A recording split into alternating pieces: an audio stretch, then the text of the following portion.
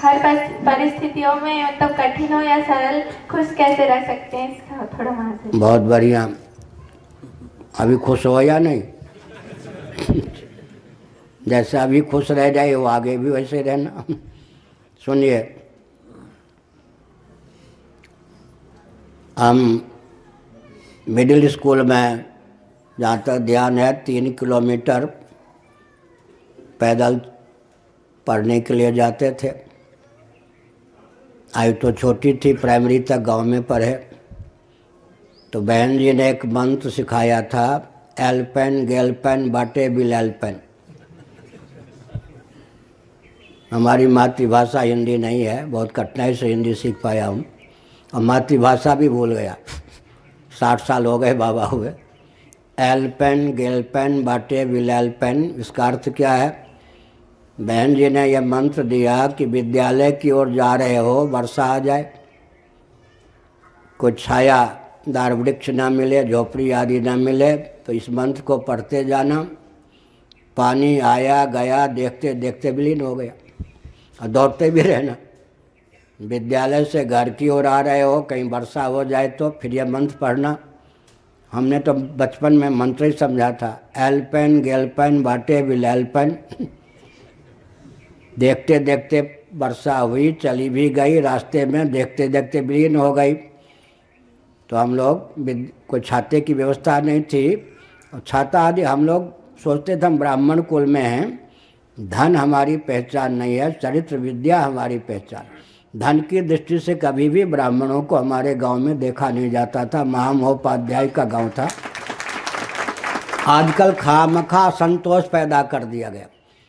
10वीं से पहले तो हमने जूते नहीं पहने, चप्पल नहीं पहने। आज भी आप खड़ाऊँ भी मैं शायद ही प्रयोग करता हूँ कभी कहीं। तो हम लोगों की आदत है बचपन से, ब्राह्मण कुल में जन्म हुआ है, ऐसा आराम के लिए नहीं।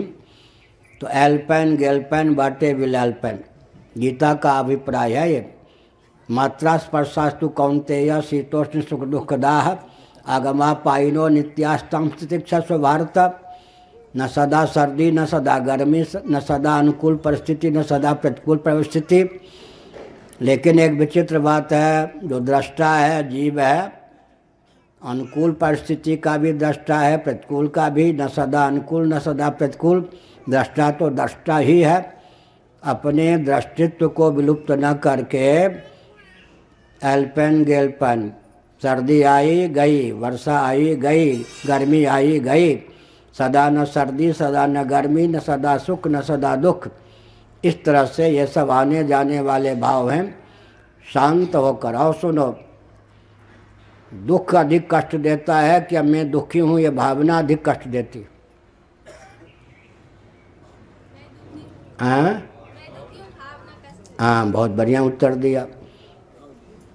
मैं इस माइक को देखता हूँ ना, माइक दृश्य है ना, दुख का दृष्टा हो जाइए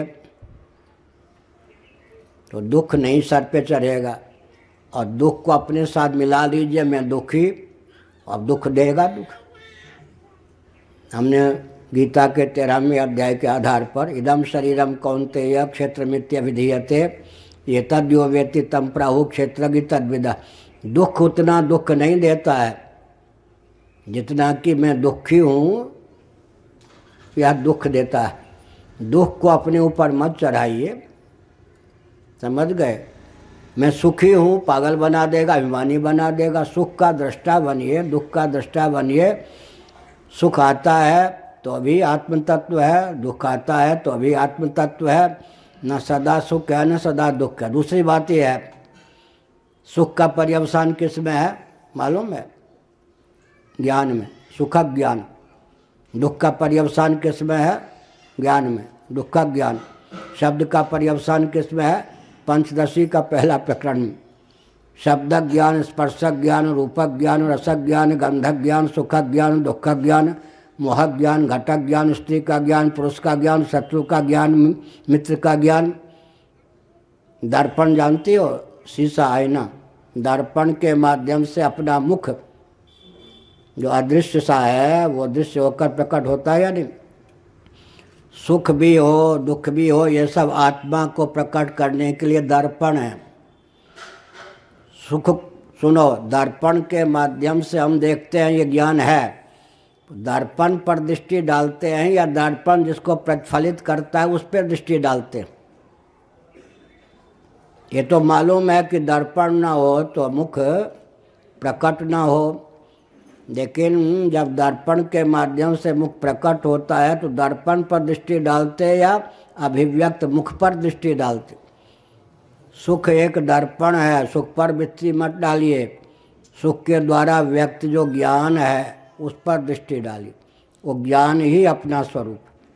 दर्पण में मुख देखो और दर्पण को औंध दो, वो मुख कहाँ चला गया? दर्पण वाला जहाँ से आया था वहीं चला गया। सुख पर दृष्टि मत डालो, सुख ज्ञान, वो ज्ञान आत्मा का स्वरूप है, ज्ञान ही आत्मा ही ज्ञान के रूप में व्यक्त है। मैंने ब्रह्म विद्या का रहस्य बता दिया। एक प्रश्न और बस।